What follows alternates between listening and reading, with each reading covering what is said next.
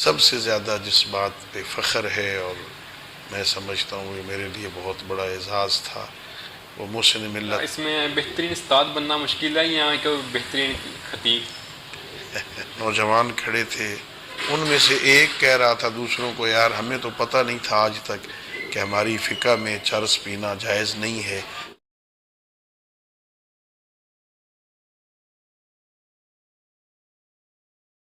السلام علیکم ویورز، آپ دیکھ رہے ہیں عظیم میڈیا اور میں ہوں آپ کا ہوسٹ سید علی رضا۔ آج ہمارے ساتھ جو شخصیت موجود ہے وہ کسی تعارف کی محتاج نہیں ہے، نہ اثر ملت، سرمایہ ملت۔ تو آج ہم ان کی طرف بڑھتے ہیں اور ان کا ہم چھوٹا سا تعارف کرواتے ہیں۔ وہ کسی تعارف کے محتاج نہیں ہیں، حجت الاسلام و مسلمین قبلہ مولانا افضل حیدری صاحب۔ آج ہم ان کی بایوگرافی میں بات کریں گے، محترم نے کب سے سٹارٹ کیا اور کتنا عرصہ ہو گیا، تو ماشاءاللہ ابھی کون کون سے کام سر انجام دے رہے ہیں۔ قبلہ بہت بہت شکریہ آپ تشریف آوری کا، تو ہم آپ کا شکریہ ادا کرتے ہیں، آپ کو اپنا قیمتی ٹائم ہمیں دیا۔ تو قبلہ ہم آپ کی بایوگرافی سے شروع کرتے ہیں۔ آپ نے ماشاءاللہ اسٹڈی کا آغاز کب سے کیا؟ اعوذ باللہ من الشیطان الرجیم، بسم اللہ الرحمن الرحیم۔ پہلے تو آپ کا شکریہ، آپ نے بات کرنے کا موقع فراہم کیا ہے۔ ہماری تاریخ پیدائش 4 اگست 1964 ہے۔ میں سرگودا کے ایک گاؤں فروقہ میں پیدا ہوا ماشاءاللہ۔ اور وہاں ہی ابتدائی تعلیم وہاں حاصل کی۔ پھر میں نومبر 76 میں حوزہ علمیہ جامعۃ المنتظر میں داخلہ لیا۔ ہم نے وہاں پڑھنا شروع کیا، دینی تعلیم حاصل کرنا شروع کی وہاں، اور پھر میں کوئی 81 میں 81 سے 83 تک 2 سال تقریباً راولپنڈی میں مدرسہ آیت اللہ حکیم میں پڑھتا رہا، موجودہ قائد علامہ سید ساجد علی نقوی صاحب کے پاس۔ ماشاءاللہ۔ اور پھر 83 میں جامعۃ المنتظر سے حوزہ علمیہ قم چلا گیا تھا۔ ماشاءاللہ، جامعہ منتظر میں کتنا عرصہ آپ پڑھے ہیں؟ میں تقریباً 6 سال 6 سال وہاں پڑھے ہیں، 2 سال راولپنڈی میں ان پڑھا۔ 6 سال میں آپ کے بہترین استاد میں سے کون رہے ہیں؟ ہمارے سارے اساتذہ استاد ہوتے ہی بہترین ہیں، کوئی استاد ایسا نہیں ہوتا جو بہترین نہ ہو۔ ہمارے بڑے اچھے اساتذہ تھے، محسن ملت علامہ سید صفدر حسین نجفی رحمۃ اللہ علیہ، آیت اللہ حافظ ریاض حسین صاحب ہمارے استاد، شہید علامہ غلام حسین نجفی، علامہ سید کرامت علی نجفی، علامہ موسیٰ بیگ نجفی، علامہ شیخ شفیع نجفی صاحب، علامہ محمد عباس نقوی، مولانا امان اللہ صاحب، مولانا عبدالغفور صاحب، یہ ہمارے استاد تھے اس دور میں جب ہم وہاں پڑھتے رہے۔ اور پھر 83 میں ایران چلے گئے، اور 16 ستمبر 92 کو میں بطور مدرس مجھے واپس جامعۃ المنتظر میں بلا لیا گیا، اور 16 ستمبر 92 سے آج میرے خیال میں 10 ستمبر ہے، 10 ستمبر 2022، کوئی 6 دن کم 30 سال ہو گئے مجھے جامعۃ المنتظر میں ابھی ماشاءاللہ آپ جامعہ خدمت۔ منتظر کے پرنسپل ہیں؟ نہیں، پرنسپل ہمارے آیت اللہ حافظ ریاض حسین صاحب قبلہ ہیں، میں محتمم اعلیٰ ہوں۔ ماشاءاللہ وائس پرنسپل۔ قبلہ بہت بہت شکریہ۔ اور اس میں قبلہ آپ نے جب آغاز کیا تھا تو اس میں آپ کو جو مشکلات آئیں اسٹوڈنٹ لائف میں، جب آپ نے ایک الگ سا، یا آپ کی فیملی سے پہلے بھی کوئی تھا اس فیلڈ میں؟ نہیں، یہ اعزاز اللہ نے مجھے عطا فرمایا۔ ماشاءاللہ۔ ہماری فیملی میں کوئی عالم دین نہیں تھا، پہلا میں ہی طالب علم تھا جو یہاں مدرسہ میں داخل ہوا۔ اور طالب علمی میں پریشانیاں ہوتی ہیں، لیکن کوئی ایسی پریشانی، کوئی ایسی تکلیف، کوئی ایسی کوئی وجہ جس سے بندہ کوئی ڈسہارٹ ہوا ہو یا کوئی ایسی کوئی پیش نہیں۔ الحمدللہ جامعۃ المنتظر کا ماحول بہت اچھا تھا، شفیق اساتذہ تھے۔ اور پھر وہاں سے جب ایران چلے گئے تو وہاں بھی ظاہر ہمیں اچھے اساتذہ ملے، اچھا ماحول ملا، تو کوئی ایسی پرابلم۔ باقی طالب علمی زمانہ جو ہوتا ہے وہ اور ہوتا ہے، اس میں بہت سی ویسے تنگ دستی ہوتی ہے، ظاہر وسائل نہیں ہوتے ہیں، وہ ایک الگ موضوع ہے، وہ ایک ہوتا ہے۔ لیکن معصومین فرماتے ہیں کہ العلم فی الجو، علم ہوتا ہی اس وقت ہے جب بندے کے پاس مال دنیا نہ ہو، اگر ورنہ پیسے زیادہ ہوں تو بندہ علم حاصل نہیں کر سکتا۔ آپ دیکھتے ہیں وہ برادریاں، وہ لوگ جو زیادہ پیسے والے ہوتے ہیں، ان کے بچے زیادہ پڑھتے نہیں ہیں. اور وہ اچھا قبلہ آپ اپنی زندگی کا نا جب آپ اسٹوڈنٹ تھے تب کا کوئی واقعہ سنانا چاہیں ہمیں؟ طالب علمی زمانے میں بہت ساری باتیں ہوتی ہیں. الحمدللہ ہمیں اچھے دوست ملے تھے، اچھے ساتھی، کلاس فیلوز بڑے اچھے ملے تھے. مجھے اپنی طالب علمی زمانے کی ساری اس لائف میں سب سے زیادہ جس بات پہ فخر ہے اور میں سمجھتا ہوں یہ میرے لیے بہت بڑا اعزاز تھا، وہ محسن ملت علامہ سید صفدر حسین نجفی رحمۃ اللہ علیہ بیمار تھے تہران میں ایک ہسپتال میں، امام خمینی ہسپتال میں داخل تھے اپنی آخری وفات سے کچھ دن پہلے. تو مجھے کوئی 8-10 دن ان کی خدمت کا موقع ملا، وہاں ہسپتال میں ان کے ساتھ رہا. میرے ساتھ ایک اور میرے دوست بھی تھے، مولانا غلام رضا صاحب فوت ہو گئے ہیں. تو انہوں نے اپنی زندگی کے جو تجربے ہمیں بتائے ان 10 دنوں میں، چونکہ اور تو کوئی کام ہوتا نہیں تھا وہاں، کوئی مہمان آ جاتا تیمارداری کے لیے تو 10 منٹ 15 منٹ وہ بیٹھتا پھر چلے جاتے، ڈاکٹر آتا چیک کر کے چلے جاتے، تو باقی ہم اکیلے ہوتے تھے.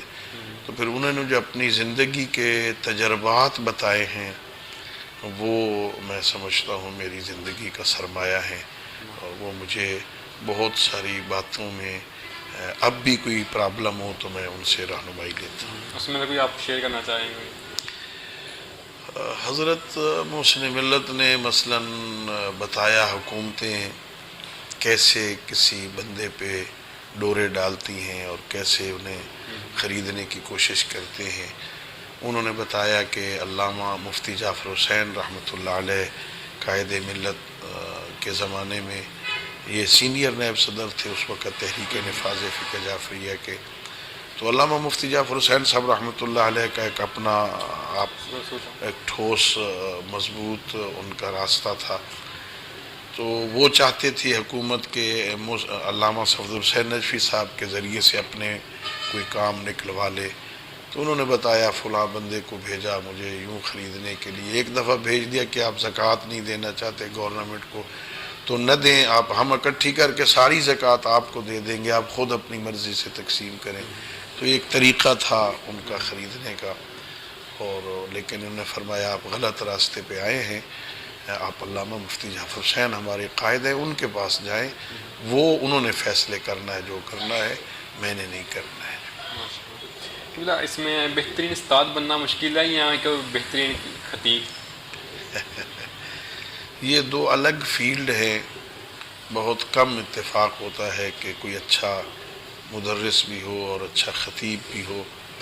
یہ دونوں کام ایسے ہیں جو 24 گھنٹے محنت مانگتے ہیں. ان میں سے کوئی بھی ایسا نہیں ہے شعبہ جسے ہم پارٹ ٹائم جاب سمجھیں اور کہیں چلو جی ہم جب فارغ ہوں گے تو یہ کر لیں گے. یہ دونوں کام مشکل ہیں اور دونوں میں محنت کی ضرورت ہوتی ہے. جو جتنی محنت کرتا ہے وہ کامیاب ہوتا ہے. اگر جب آپ نے شروع کیا تھا آپ کی ایج کتنی تھی، اور جب آپ نے مدارس چھوڑا ہے تب آپ کی ایج کتنی تھی؟ میں جب جامعہ میں داخل ہوا تھا تو میری عمر اس وقت کوئی 12 سال سے زیادہ اور 13 سے کم 12.5 سال تقریباً اتنی عمر تھی جب میں وہاں داخل ہوا ہوں. اور 1992 میں مدرس ہوں اور ابھی تک طالب علم ہے، ابھی چھوڑا نہیں ہم ابھی پڑھ رہے ہیں، سیکھ رہے ہیں ابھی الحمدللہ. خدا سلامت رکھے. جیسا کہ ابھی آپ کس ملک میں گئے ہیں، کس کنٹری میں پڑھ چکے ہیں، کس ملک میں پاکستان کے علاوہ؟ مجالس کے لیے میں امارات گیا ہوں، متحدہ عرب امارات. وہاں شارجہ میں، دبئی میں، راس الخیمہ میں، العین میں مجالس پڑھی ہیں میں نے. کویت میں میں نے کشرہ پڑھا ہے اور اس کے علاوہ میں یو کے میں 11 سال محرم پڑھتا رہا ہوں. مجالس کے لیے ان ممالک میں گیا ہوں. اور ویسے اس کے علاوہ میں ترکی اور مصر کے مدارس کے وزٹ پہ ہم گئے تھے، وہاں کے مدارس کا ماحول دیکھنے کے لیے. ایک وفد گیا تھا، اس میں میں بھی تھا، وہ مجھے موقع ملا وہاں جانے کا۔ سعودی عرب ظاہر حج کے لیے ہم گئے کئی دفعہ، عراق زیارات کے لیے گئے، ایران پڑھتے رہے، باقی ممالک میں۔ اچھا قبلہ، اس میں دیکھیے کہ آپ نے ماشاء اللہ پوری دنیا گھومی ہے، تو اس میں آپ کو بہترین جو مجمع جو سننے والا وہ کہاں پہ ملا ہے، جو آپ کہتے ہوں کہ آپ باشعور مجمع؟ اصل میں مجمع تو ظاہر ہم جہاں بھی گئے ہیں پاکستانی ہندوستانی ہی تھے، چونکہ اردو زبان میں گفتگو ہوتی تھی، تو جہاں بھی گئے ہیں وہاں زیادہ تر پاکستانی اور کچھ جگہ پر ہندوستانی مومنین کرام بھی ہوتے تھے۔ ظاہر مجمع تو ایک جیسا ہی ہے، جیسے یہاں ہوتے ہیں ویسے باقی لوگوں میں بھی ہوتے ہیں، لیکن مجھے زیادہ لطف جو ہے وہ یو کے میں آیا، اور اس کی بنیادی وجہ جو مجھے سمجھ آئی کہ وہاں جتنے لوگ مجلس میں آئے ہوتے ہیں وہ مجلس سننے آئے ہوتے ہیں۔ ہمارے ہاں یہاں پاکستان میں بڑے مجمع ہوتے ہیں، ہمیں وہاں یہاں زیادہ کچھ لوگوں کی صرف حاضری مقصد ہوتا ہے کہ بس ہم وہاں پہنچ جائیں، دور بیٹھے ہیں، کئی اپنے کاموں میں مصروف ہوتے ہیں، کچھ زیادہ توجہ نہیں ہوتی سننے کی طرف۔ لیکن یو کے میں نے دیکھا ہے کہ وہاں بچہ بھی بیٹھا ہے تو بڑی توجہ سے سن رہا ہوتا ہے اور وہ اس سے سیکھنے کی کوشش کرتے ہیں۔ میں ایک دفعہ مجھے یاد ہے بڑی اچھی طرح، میں محرم کے سلسلہ میں نیو پورٹ گیا ہوا تھا، نیو پورٹ میں پہلا اشرہ پڑھ رہا تھا، تو تیسری چوتھی مجلس پر مجھے وہاں پر جو مولانا پیش نماز تھے انہوں نے بتایا کہ یہاں کچھ نقائص ہیں لوگوں میں، بیماریاں ہیں، آپ ذرا ان کی طرف بھی متوجہ کریں ان کو۔ مثلا وہاں کے نوجوان بچے جو ہیں وہ چرس زیادہ پیتے ہیں، اور کچھ خواتین کے بارے میں بتایا کہ یہ عیب یہاں پایا جاتا ہے، تو کسی مجلس میں اس کو ٹچ کریں۔ میں نے ایک مجلس میں ضمناً پھر نشے کی بات ہوئی اور نشہ نہیں کرنا چاہیے، شراب حرام ہے، فلان حرام ہے، تو ضمناً چرس کی بات بھی کی تاکہ بچوں کو سمجھ آئے۔ مجلس ختم ہو گئی، مجلس کے بعد ظاہر عزاداری ماتم ہوا، ماتم کے بعد زیارت پڑی، اور ہم جب باہر نکل رہا تھا میں تو گیٹ کے اوپر امام بارگاہ کے دروازے پر 8-10 نوجوان کھڑے تھے، ان میں سے ایک کہہ رہا تھا دوسروں کو، یار ہمیں تو پتہ نہیں تھا آج تک کہ ہماری فقہ میں چرس پینا جائز نہیں ہے، آج قبلہ نے بتایا ہے، پھر اب عہد کریں ہم آج کے بعد یہ کام نہیں کریں گے۔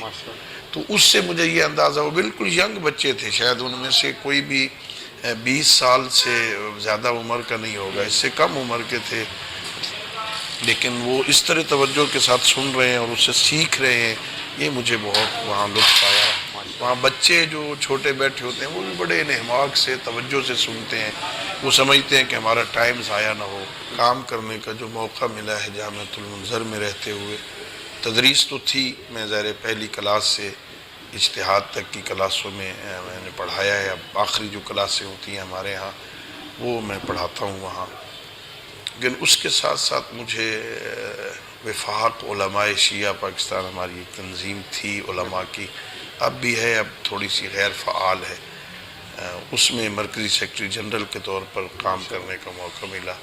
اس وقت میں وفاق المدارس شیعہ پاکستان، جو تمام مدارس دینیہ کی تنظیم ہے، اور حکومت کے ساتھ جتنے معاملات ہوتے ہیں وہ ان کو ہم نے دیکھنا ہوتا ہے، مدارس کو دیکھنا ہوتا ہے، ان کے امتحانات ہوتے ہیں، میٹرک سے ایم اے تک کی اسناد ہم دیتے ہیں وفاق المدارس کے تحت، جو گورنمنٹ نے ایم اے عربی اسلامیات کے برابر اسے قبول کیا ہوا ہے، اور ہائر ایجوکیشن ایکول سرٹیفکیٹ دیتی ہے، اس کے امتحانات سارے وفاق المدارس کے زیر انتظام منعقد ہوتے ہیں، تو میں اس کا مرکزی سیکرٹری جنرل ہوں، اور ہمارے آیت اللہ حافظ ریاض حسین صاحب اس کے مرکزی صدر ہیں، اور اس کے علاوہ پھر باقی تنظیمیں جتنی ہیں ضرورت کے وقت ان کے ساتھ بھی ہمکاری کی جاتی ہے۔